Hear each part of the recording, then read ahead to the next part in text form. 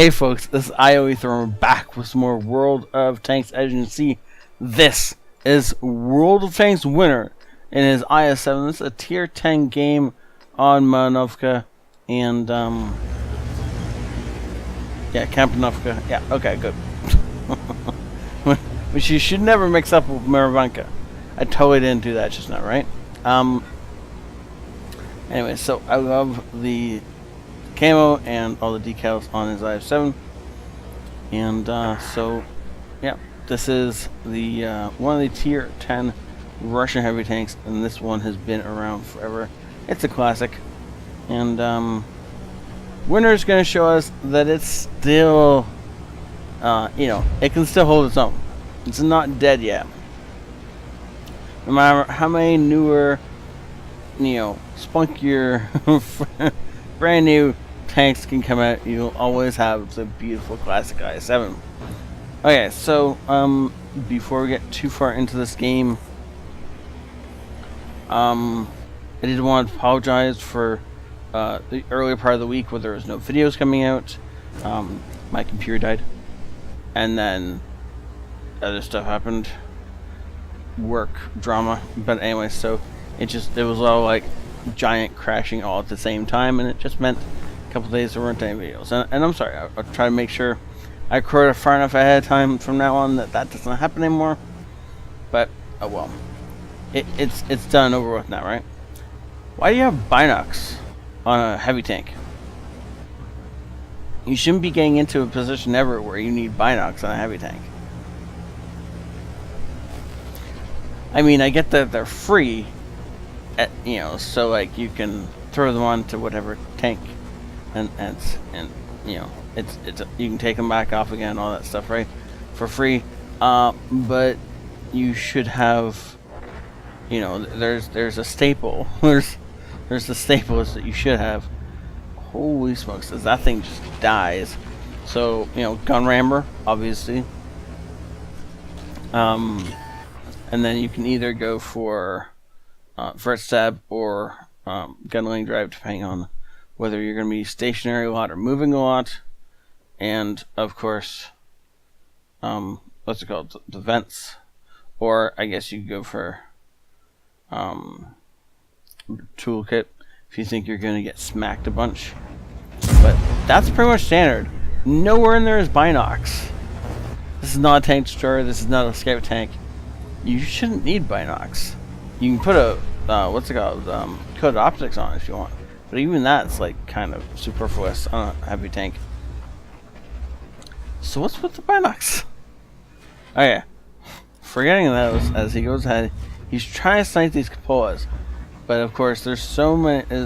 They're British tanks he's looking at. He's looking down on them, which gives him the best chance possible to pen these turrets. And he's still not seeing anything. The only reason he went through that Conqueror is because he hit the hull. And he went through the side of the hull. But if he's only looking at turret, he can't see anything he can pen. Now on the upside, as long as they're only seeing his turret, they don't see anything they can pen either. So as long as that's just the case, he's going to keep ricocheting these shots and bouncing them into the sky. But I mean, if the Conqueror is going to sit there side on, we're going to take that. I don't know what this Action X is doing. I guess he knows that we just fired, and that's why he's positioning the way he is. That, or he's just incredibly lucky that we didn't put a shell through the side of him when he wasn't paying attention. As the T-30 from down the hill bounces on us, looking for the shot on the cupola, doesn't find it, and moves around. Now there's no artillery in this game, which means that we're not going to get punished for sitting here and holding a corner out in the open. We're gonna be able to just slowly push through the enemy tanks, assuming they continue to push into us anyways. He's blocked over 4,000 damage so far, and done less than a quarter, or just over a quarter of that, less than half of that in actual damage. Yes, give us the side of that turret. Why? Why, Conquer? What in the world could you possibly be aiming at that is worse than giving the side of your turret to an IS-7? As the low gets desperate and just starts using HE on us, the Action X gets dumb and gives us the side of his tank. And so, of course, why not just go ahead and pop him one right inside. And now up to 2,500 damage. And we're going to pop one through the side of his tank again. Nope. That, in fact, missed or bounced. I thought we'd have a better shot on the side of his tank, but I guess he figured out something was going to go wrong just before we loaded. Looking for that Gorglacious shot, gets it. And that's another 500 damage into the Super Conch. This Super Conch is not going to be able to hold this too much longer. I think I personally would have gone for the shot on the VK at that point in time, because you weren't going to kill anybody with that shot. However, the side of the VK turret is something you're not going to see very often, and so if you have that shot, I think I'd take it more times than not. But then again, apparently the VK is going to give us this flat side, so whatever. We can put AP rounds through that all day long, every day.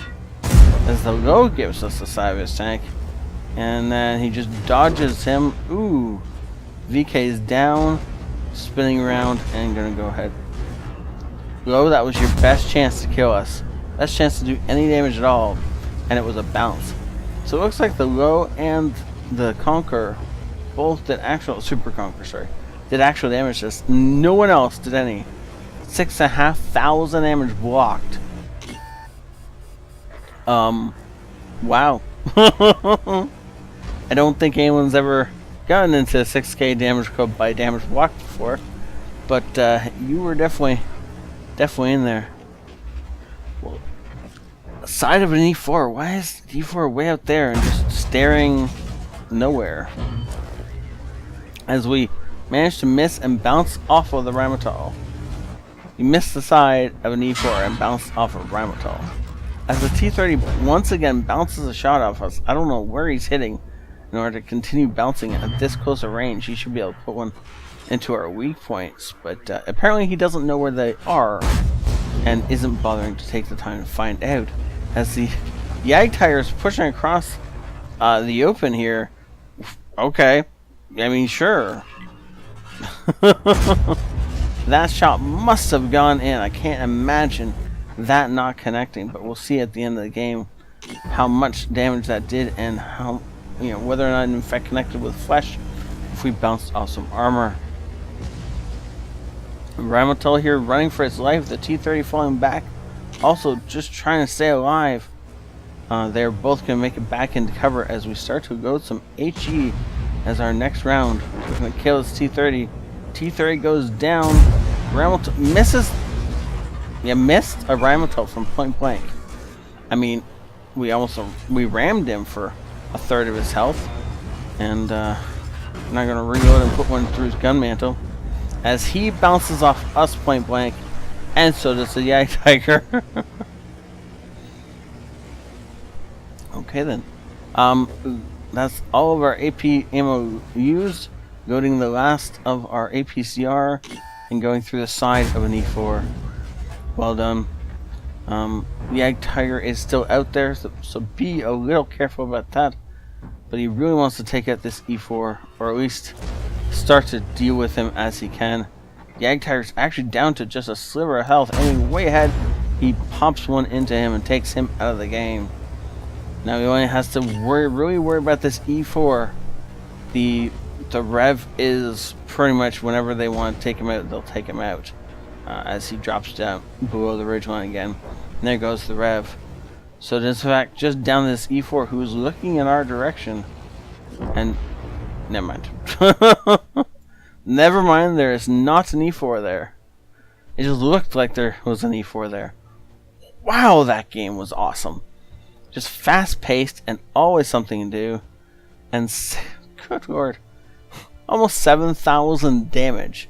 Not even counting the spying. And not even counting if he did anything to that ioEther. Wow. This was a good game. Thank you so much. Oh, World of Tanks winner for saying this in. I gotta know how you came up with that name, because this sounds like a reroll account or a name change. There's no way that you put this in as your first name when you entered the game. So I'm curious about that name. But for now, we're just going to call you awesome and jump over and see your results. Ace Tanker Bruiser, Spotter, Duelist, Fighter, Fire for Effect, Shellproof. He also gets Cool-Headed because so many people bounced off of him. Confederate and Steel Wall. And of course the High Caliber. Jagdtiger, no! Look at that. Somehow, as much as that shell vanished, it must have ricocheted. I don't understand what happened. Maybe it flew too wide? Oh no, wait. That's a different Jagdtiger. This is the one we killed. So yes, in fact, our shell... Wait. Did we connect one shell in the open? And then he went dark and then we killed him? Is that what happened? Or did we only get the one shot on him? I don't think so. I can't remember. You guys will have to go back and rewatch the tape. But you guys can do it in a couple seconds. It'd take me a lot longer than that. And I just can't. But yeah, okay. So we did get a blind shot in at some point. And we did more damage than I thought we were going to. Well done, sir. This was a good job. Over 1,300 base experience. That is hard to do. Was well done. And 8,500 block by armor. Because, the 7,000 actual damage wasn't enough. You had to have the 8,500 block by armor, right? I hope you got a mission done for this or something. Because this definitely deserved a bigger reward than you got just right here. Thank you so much for saying this in. Again, still curious about that name. Hopefully you'll explain in the comments. And we'll see you next time. This is ioEther out.